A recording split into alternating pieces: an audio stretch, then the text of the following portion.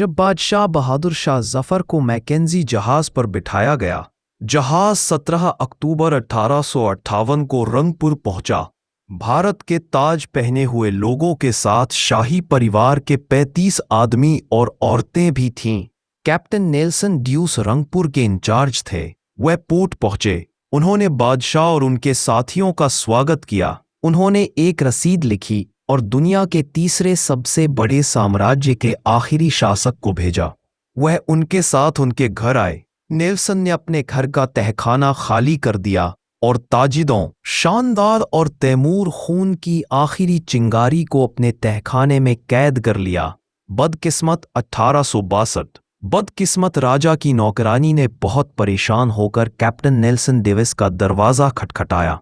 नौकरानी ने कमरे के अंदर से बर्मीज में उनसे इस बदतमीजी का कारण पूछा। नौकरानी ने टूटी फूटी बर्मीज में जवाब दिया, बेचारा आदमी जोर जोर से सांस ले रहा है। नौकरानी ने जवाब दिया, मालिक कुत्ते की कंघी कर रहे हैं, मैं उसे परेशान नहीं कर सकती। नौकरानी जोर जोर से रोने लगी। नौकरानी ने उसे चुप कराने की कोशिश की, लेकिन आवाज नेल्सन तक पहुंची। गुस्से में बाहर चली गई। जब नौकरानी ने नेल्सन को देखा तो वह उसके पैरों पर गिर पड़ी। वह मरते हुए राजा के लिए ताहखाने की खिड़की खोलाना चाहती थी। राजा मरने से पहले आजाद और खुली हवा में सांस लेना चाहता था। नेल्सन ने अपनी पिस्तौल निकाली, गार्ड को साथ लिया और ताहखाने में घुस गया। राजा की आखिरी आरामगाह अंधेरी और शांत थी। नौकरानी ने लैंप लिया और राजा के सिरहाने खड़ी हो गई। नेल्सन आगे आया। राजा का कंबल आधा बिस्तर पर और आधा जमीन पर था। लेकिन उसाकी गार्डन पीली थी। उसाकी आंखें बांध पलकों की हद से ज्यादा उबाल रही थीं। उसाकी गार्डन की नासें उबारी हुई और सूखी थीं। सिर होंठों पर उड़ रहे थे। नेल्सन ने अपने जिंदगी में हजारों चेहरे देखे थे, लेकिन उसने किसी चेहरे पर इतने लाचारी, इतने गरीबी कभी नहीं देखी थी। या किसी राजा का चेहरा नहीं था, या दुनिया के सबसे बड़े भिखारी का चेहरा था, और उस चेहरे पर एक आजाद सांस थी। हाँ, यह बस एक आजाद सांस की अपील थी, और वह अपील पुराने कुएं की दीवार पर लिखी हुई थी।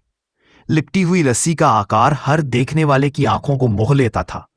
कैप्टन नेल्सन ने राजा की गर्दन पर हाथ रखा। जिंदगी का कारवां चिथड़ों के जंगल से गुजर चुका था। भारत के आखिरी राजा ने जिंदगी की हद पार कर दी थी। नेल्सन ने जजों को बुलाने का हुक्म दिया। जजों में एक राजकुमार, युवा बख्त और दूसरे उनके गुरु हाफिज मोहम्मद थे। अब्राहम दिल्ली वे आए। उन्होंने राजा को नहलाया, उन्हें कफन में लपेटा और उनके जनाजे की नमाज पढ़ी। जब दफनाने का समय आया तो भारत के आखिरी राजा के लिए शहर में कोई जमीन खाली नहीं थी। नेल्सन ने सरकारी घर के मैदान में एक कब्र खोदी और राजा को शाही परिवार से मिली मिट्टी में दफना दिया। कब्र पर पानी डाला जा रहा था। गुलाब की पंखुड़ियां बिखेरी जा रही थीं। तभी उस्ताद हाफिज इब्राहिम देहलवी के दिमाग में 30 सितंबर 1837 का सीन घूमने लगा, जब 62 साल के बहादुर शाह जफर की दिल्ली के लाल किले में ताजपोशी हुई तो देश भर से लाखों लोग भारत के नए बादशाह का स्वागत करने आए थे। और जब बादशाह ने इज्जत का चोगा पहनकर सिर पर शाही ताज पहना और नायाब शाही और शाही तलवारें लटकाकर दरबार में एंट्री की, जनता आई और पूरा दिल तारीफ के शोर से भर गया। म्यूजिशियन ने ड्रम बजाना शुरू कर दिया, सिपाहियों ने तलवारें चलानी शुरू कर दी और डांसर नाचने लगे। उस्ताद हाफिज मोहम्मद इब्राहिम देहलवी को याद आया कि बहादुर शाह जफर की ताजपोशी का जश्न 7 दिनों तक चला था और इन 7 दिनों में दिल्ली के लोगों को शाही महल से खाना परोसा गया था। लेकिन 7 नवंबर 1862 को इस ठंडी और बेरहम सुबह राजा की कब्र पर कोई खुश पड़ने वाला नहीं था। उस्ताद हाफिज मोहम्मद इब्राहिम देहलवी की आंखों में आंसू आ गए। उन्होंने अपने जूते उतारे, वह राजा की कब्र के पास खड़े हो गए और उन्होंने सूरह तौबा पढ़ना शुरू किया। हाफिज इब्राहिम देहलवी के गले से आंसुओं की नदियां बह निकली। क्या यह कुरान मजीद की तिलावत का चमत्कार था या उस्ताद इब्राहिम देहलवी के गले का जलना? कैप्टन नेल्सन डेविस की आंखों में आंसू आ गए।